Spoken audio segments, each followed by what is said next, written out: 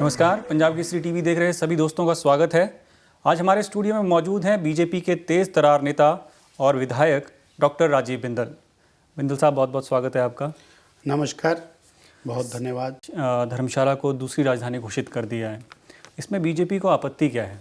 पहली बात तो ये कि भारतीय जनता पार्टी को इसमें कोई आपत्ति नहीं है, परंतु सरकार कांग्रेस की है। 4.25 साल कांग्रेस के पूरे हो चुके हैं, सरकार चुनाव में आ चुकी है। ऐसी स्थिति में कुछ भी घोषणा करना ये सीधा सीधा राजनीति से प्रेरित और केवल क्षेत्रवाद को बढ़ावा देने की राजनीति और इलाकावाद का बेनिफिट लेने की राजनीति का एक सोची समझी योजना दिखाई देती है। अगर जे राजधानी बनाने का इतना ही शौक था तो वो पहले साल के अंदर भी बना सकते थे। क्या बीजेपी को डर है कि जो राजनीतिक लाभ है इसका वो चुनाव में कांग्रेस को जा सकता है? शिमला हमारी राजधानी है और आज से नहीं, अंग्रेजों के समय से है। अगर शिमला की व्यवस्था नहीं हम ठीक से कर सकते, हम दूसरी राजधानी की व्यवस्था करेंगे। और मेरा तो सीधा सीधा मानना है कि ये जो दिल्ली की सरकार ने, केंद्र की सरकार ने, मोदी की सरकार ने जो स्मार्ट सिटी दिया है, कहीं स्मार्ट सिटी का बेनिफिट भारतीय जनता पार्टी को ना मिल जाए, उसके ऊपर एक छक्का लगाने का एक विफल प्रयास मुख्यमंत्री ने किया है। हिमाचल प्रदेश और छोटा सा प्रदेश है, उसको हम लोग हिस्सों में बांटने का प्रयास कर रहे हैं। तो ये राजनीति से प्रेरित फैसले नहीं होने चाहिए। आप उठे, आपने उठ करके मुंह उठा करके घोषणा कर दी, कहाँ बजट के अंदर प्रावधान किया? कौन से और बजट के अंदर आपने राजधानी बनाने का प्रावधान किया? कौन से विधानसभा सत्र के अंदर आपने इस विषय को और पब्लिक के साथ या पब्लिक प्रतिनिधियों के साथ डिस्कस किया? आपने कैबिनेट के अंदर भी डिस्कस नहीं किया और उसके बिना आपने राजधानी की घोषणा करना, ये वास्तव में एक गलत परंपरा है। कैबिनेट सहयोगी जो हैं वीरभद्र सिंह जी के, उनकी भी एक राय नहीं है। कौल सिंह जी ने तो खुलेआम विरोध किया है, अनिल शर्मा जी ने भी दबी जबान में कहा है कि नहीं होना चाहिए। नहीं, जहाँ तक तो कैबिनेट का सवाल है, वो कैबिनेट तो ऐसी है कि कोई भी मुद्दा ऐसा नहीं है जिसके अंदर कैबिनेट के अंदर डिफरेंसेस नहीं होते, डिफरेंस ऑफ ओपिनियन नहीं, डिफरेंसेस नहीं होते, और उसके अंदर अपनी अपनी ढबली, अपना अपना राग, और उसके कारण कैबिनेट में कुछ भी हो जाए। पर हिमाचल प्रदेश की जनता पिस रही है। बीजेपी जब चुनाव में जाएगी तो 3 बड़े इश्यूज क्या होंगे? भ्रष्टाचार नंबर 1, कांग्रेस के हाईएस्ट लेवल के ऊपर भ्रष्टाचार, ऊपर से लेकर के नीचे तक भ्रष्टाचार, और उस भ्रष्टाचार के कारण टोटल अनाचार ऊपर से नीचे तक है।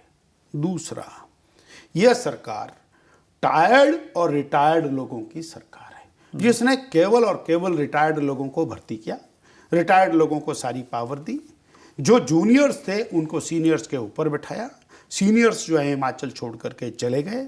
उसके कारण total demoralisation in the cadre, और बेरोजगारी मुद्दे के ऊपर अब दोबारा से राजनीति कर रहे हैं। अब समय चला गया, इनका कोई पता नहीं है कि किस दिन बेरोजगारी भत्ता देने की भी घोषणा करते हैं। 4 शीट बीजेपी ने दी है अभी राज्यपाल जी को, जब 4 साल गवर्नमेंट के पूरे हुए। तो ये क्या एक आज की डेट में एक रस्म अदायगी बन गई है कि एक सरकार आएगी तो दूसरी पार्टी उसका चार्जशीट देगी, और जब दूसरी आएगी तो दूसरी पार्टी दे देगी? तो चार्जशीट तो हमको देनी ही पड़ती है। कल को जनता हमसे जवाब मांगेगी, आपने बोला तो था नहीं।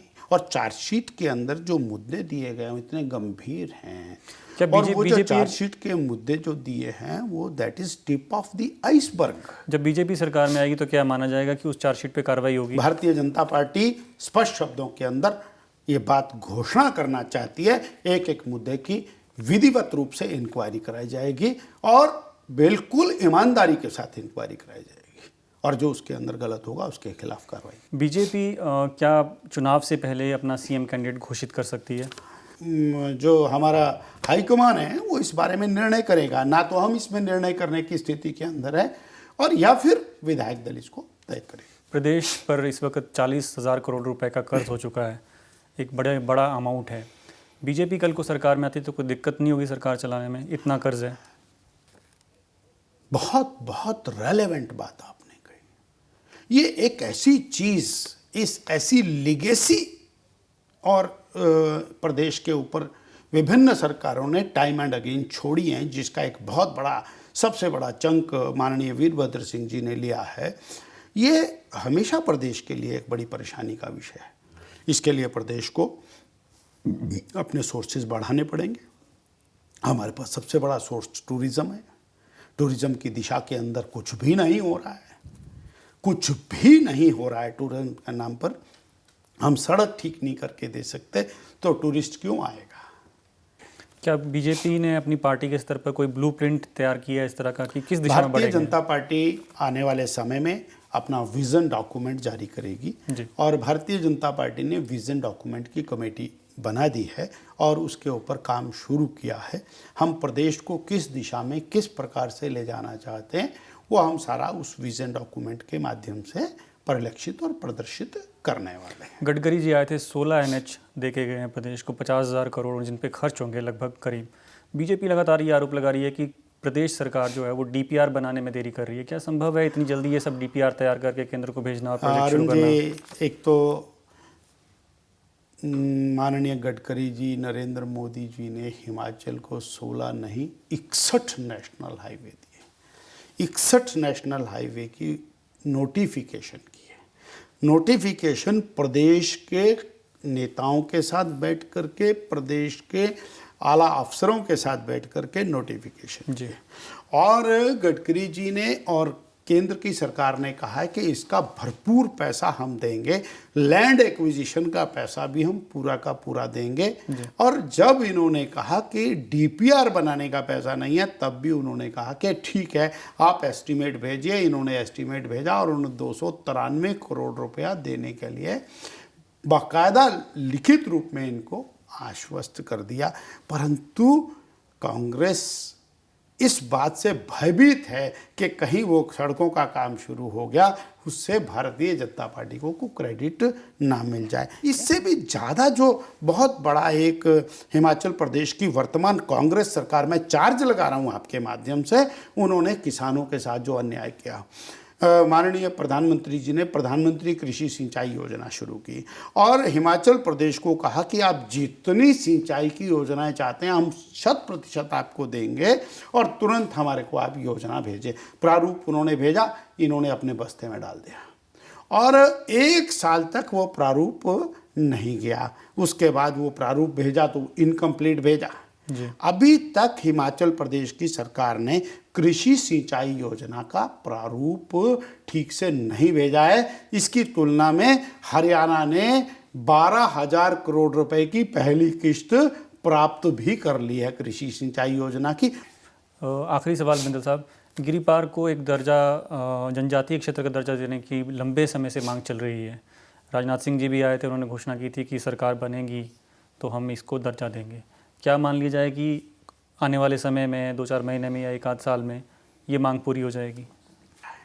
एक जो टीम और उसको स्टडी करने के लिए आई थी, उसने पछाद विधानसभा क्षेत्र की 21 पंचायतें जो मेजर चंक है उसको इससे बाहर कर दिया और वो जो 21 पंचायतें हैं वो और बाकी पंचायतें सब एक ही हैं। रिश्तेदारियां भी एक हैं, व्यवहार भी एक है, खान पान भी एक है, उनकी ट्रेडिशन भी एक है, कल्चर भी एक है, सब कुछ एक है। परंतु उन 21 पंचायतों को अलग कर दिया है और वो हमारा कहना है कि सोची समझी रणनीति के अंतर्गत किया कि ये लड़ते रहेंगे तो ये कभी नहीं होगा।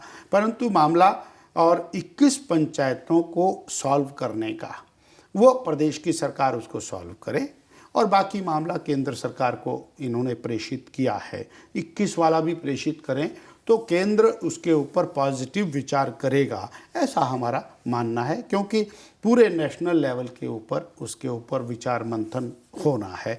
आपको बहुत बहुत धन्यवाद। पंजाब केसरी स्टूडियो का बहुत धन्यवाद और आपका भी धन्यवाद। आपने हमको समय दिया अपनी बात जनता तक पहुंचाने का। हमारे दर्शकों को भी मेरा और भारतीय जनता पार्टी का बहुत बहुत नमस्कार।